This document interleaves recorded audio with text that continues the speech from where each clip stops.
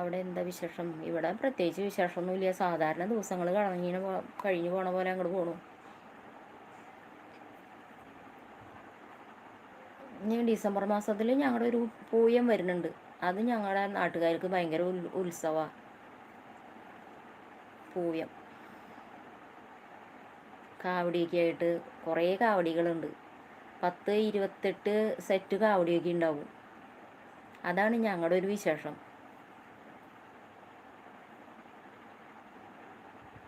TG Krishnan, hi, good morning. അതിവിടെ ഞങ്ങളുടെ കല്ലൂര് ഞെള്ളു പൂയം എന്ന് പറയും അതിന്. എന്തുണ്ട് വിശേഷം? ഗുഡ് മോർണിംഗ് സാഗരം. Okay, good morning. ചായ കുടിച്ചുവോ? ബ്രേക്ക്ഫാസ്റ്റൊക്കെ കഴിച്ചുവോ? ഓക്കെ, താങ്ക് യു ലൈക്ക് ചെയ്തേന്. അത് പൂയം വരുന്നത് ഡിസംബർ 8-ാം തീയതിയാണ്. സുഖമായിട്ടിരിക്കണു അല്ലേ? ഡിസംബർ 8 എല്ലാം കഴിച്ചു.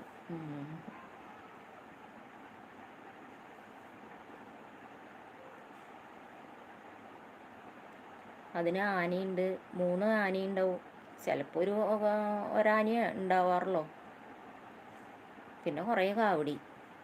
എനിക്ക് കാവടി ഭയങ്കര ഇഷ്ടമാണ്. അങ്ങനത്തെ പൂരത്തിന്, ആന തന്നെയുള്ള പൂരത്തിന് ഞാൻ പോവില്ല, എനിക്കിഷ്ടമല്ല. എനിക്ക് ആനകളെ ഭയങ്കര പേടിയാണ്. ഇപ്പം മഴയില്ല, ഇപ്പം നല്ല വെയിലുണ്ട്. കാവടി കാണാൻ ഭയങ്കര ഇഷ്ടമാണ്. അപ്പോൾ ആ പൂയാവാൻ വേണ്ടി കാത്തിരിക്കുകയാണ്.